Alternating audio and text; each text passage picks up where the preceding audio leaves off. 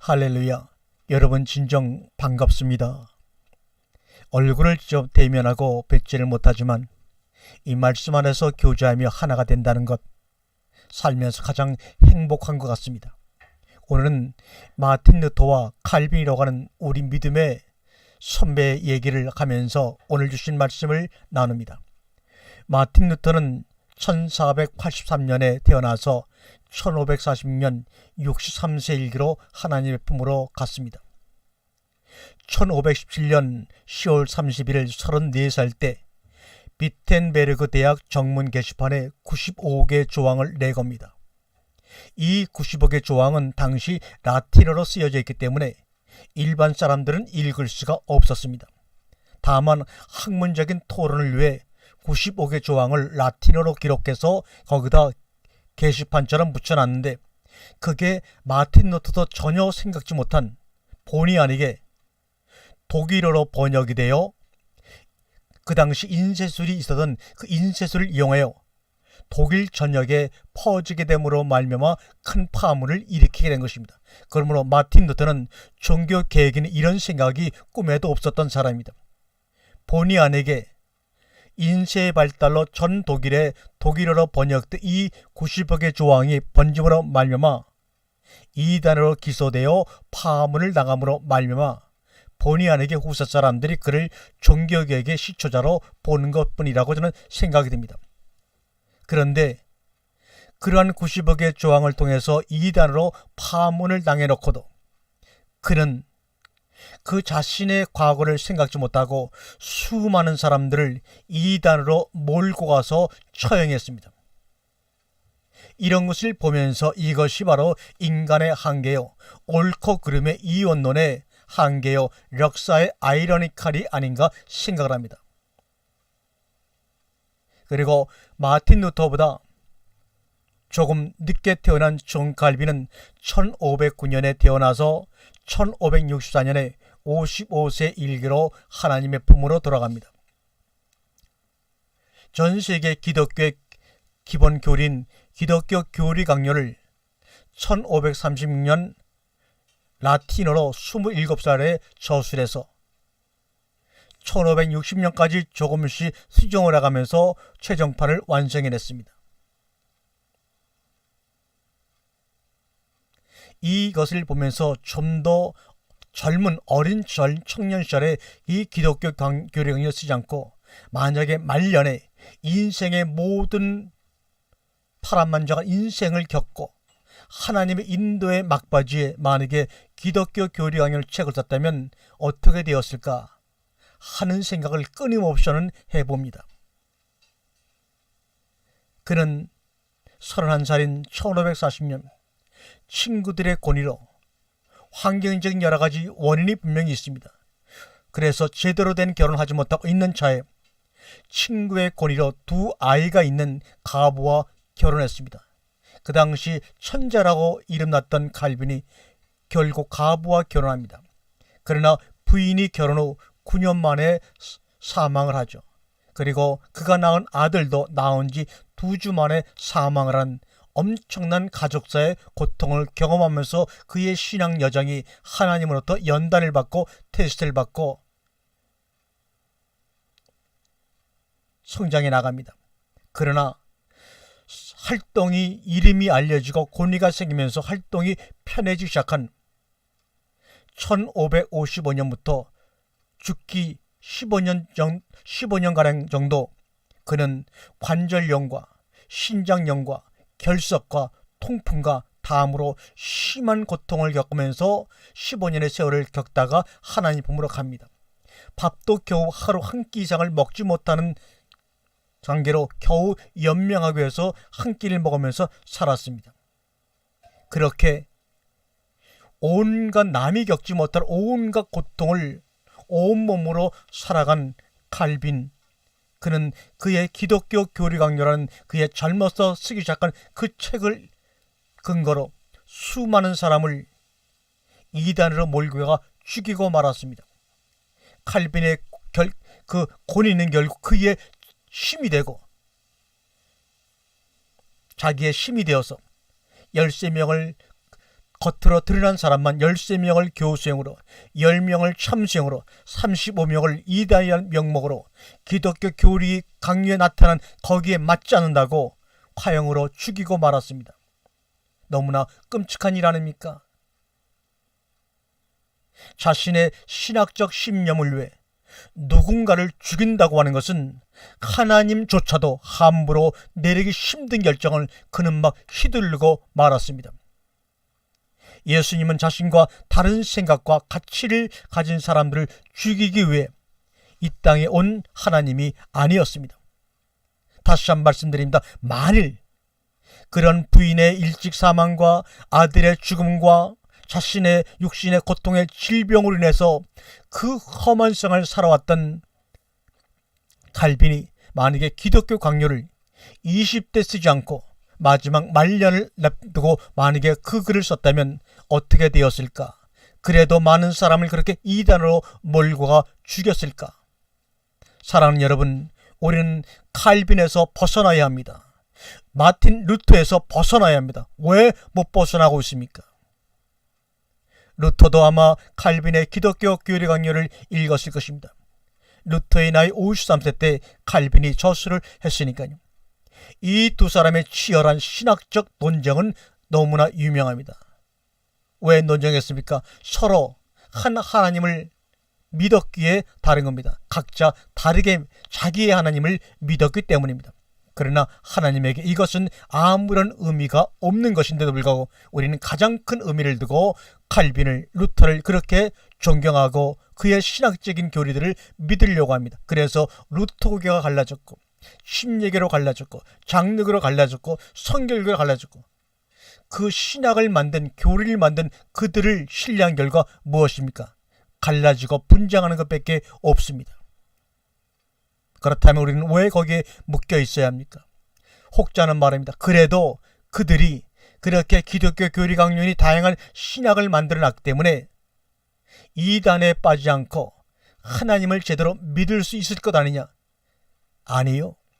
하나님이 어떤 분인데 그들의 신학적인 교리와 학문적인 배경 때문에 하나님이 하나님됨으로 이 땅에 드러나지 못한다고요? 그들의 교리를 인해서 우리가 하나님을 유하는 그런 일을 했다고요? 우리가 그렇게 됐기 때문에 하나님의 말씀이 온전히 보존되어 왔다고요? No! 누가 그런 말을 가르쳤습니까? 누가 그런 생각을 감히 하고 있습니까? 하나님은 스스로 하나님이시고 하나님 자신이 말씀이요 예수 그리스도가 말씀인데 그 말씀이 어떻게 변질될 수가 있단 말입니까?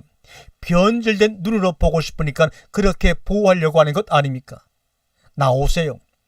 칼빈을 밟고 우리는 새롭게 하나님의 진리 가운데 들어가야 합니다. 이제는 마틴 루터의 어쩔 수 없는 자기도 모르는 상황 속에서 벌어진 종교개혁이 아니라 참된 하나님의 생명의 성령의 법으로 참된 개혁이 이 땅에 일어나야 합니다.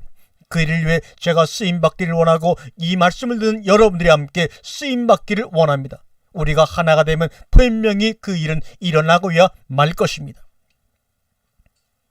주님은 창세기에서 씨와 열매를 통해서 자신의 뜻을 우리에게 전하기를 원하십니다. 씨는 씨 눈에 생명이 들어가 있는 것이어야만 합니다. 그래야 씨의 기능과 역할을 하게 됩니다. 농부가 하나님이 씨를 심기 전에 먼저 알곡과 쭉정이를 골라내지요. 그 다음에 알곡도 씨눈이 제대로 들어가 있는지 씨 열매인지 또다시 물에 넣어봅니다. 조금이라도 알이 제대로 차지 않았다면 물에 뜨게 되죠. 농부는 물에 뜬 것을 다시 골라내어 버립니다. 그래서 씨눈 속에 생명이 들어있는 완전한 알곡만 골라서 땅에 심습니다. 그래야만 뿌리를 내리고 싹을 내고 줄기를 내고 잎을 내어 결국은 다시 생명 있는 씨 열매를 내게 되는 것이죠. 그런데 이 생명은 혹한 추위와 눈보라 속에서는 다시 씨눈 속으로 숨어 들어갑니다. 그래서 그 씨 열매는 다음에 또다시 땅에 심게 되는 것입니다. 아무나 땅에 심기는 것이 아닙니다. 땅에 심기는 자 그 자체가 축복이요 기쁨이요 영생인 줄 알고 하나님께 감사하시기 바랍니다. 당신이 땅에 심기는 씨 열매가 되었습니까? 씨앗이 열매가 되었습니다. 그렇다면 그것으로 인해 당신의 축복이요 기쁨이요 영생이라는 사실을 말입니다. 창세기 1장에 씨 가진 열매, 열매 가진 씨, 이것이 신약에서 씨 뿌리는 비유로 예수님이 말씀하시고 여러 깨닫게 하여 주신 것입니다. 주님이 어둠이시고 혼돈이시고 공허이십니다. 창세기 1장 2절에 땅이 혼돈하고 공허하며 흑암이 깊음에 있고라고 했습니다. 하나님이 빛이신데 주님은 어둠이시고, 하나님은 질서이신데 주님은 혼돈이시고, 하나님은 충만이신데 주님은 공허로 자신을 스스로 비우시고 십자가를 지셨습니다. 공허, 혼돈 속으로 주님 자신이 들어가신 것입니다. 이것이 바로 복음입니다. 이것이 바로 십자가의 길입니다. 하늘의 영광 보좌와 아버지와 동등됨을 버리시고 우리를 만나시려고 창세 시초에 어두움을 찾아오신 것입니다. 어둠과 혼돈과 공허 속으로 찾아오신 주님은 나의 소망이요, 나의 희망이요, 나의 감사요, 나의 천성의 능력이 되십니다. 빛이 어둠으로, 질서가 혼돈으로, 충만히 공허로 찾아오셨습니다. 우리는 캄캄한데 빠진 것이 처음이어서 힘들지만 주님은 미리 어둠, 혼돈, 공허 속으로 가셔서 우리를 기다리고 계셨던 것입니다. 보고 듣고 생각하는 것보다 캄캄한 곳에서 혼돈과 공허와 흑암 속에서 주님이 움직이시고 운행하시는 것을 잘 포착하여 그것을 붙잡으면 말씀으로 빛이 있어야 할 때 빛이 있게 되는 것입니다. 그 빛이 내가 누구인지를 알게 되고 내 참자가 누군지를 알게 됨으로 말미암아 하나님과 하나됨의 감격을 경험하게 되는 것입니다. 이것은 태양빛이 아니라 보이지 않는 하나님의 빛입니다. 이 보이지 않는 빛이 비추면 만물이 발가벗은 것처럼 보이듯이 우리도 그 속에 들어가면 이 세상 어떤 것도 가린 것이 없게 됩니다. 그것이 바로 신령한 자입니다. 그래서 하나님은 자신을 알파와 오메가, 처음과 나중, 시작과 끝이라고 하신 것입니다. 우리가 말하는 4차원의 세계란, 어떤 분은 4차원의 세계라는 제목으로 설교집도 낸 것을 봤습니다. 4차원의 세계란 뭐냐? 과거와 현재와 미래가 3차원의 공간 안에 함께 존재하는 것이 바로 4차원입니다. 그것을 아인슈타인은 상대성 이론에서 말했던 것입니다. 빛도 충만도 질서도 하나님이시고 흑암과 공허와 혼돈도 예수님이십니다. 흑암, 혼돈, 공허가 땅의 본질이지만 하나님을 떠난 인간의 모습이지만 그것은 또한 예수님의 모습이기도 하십니다. 이것이 바로 십자가로 드러난 것입니다. 지성소는 세상의 빛이 완전 차단된 어둠의 공간 속에서 오직 말씀만 존재하는 곳이 바로 지성소입니다.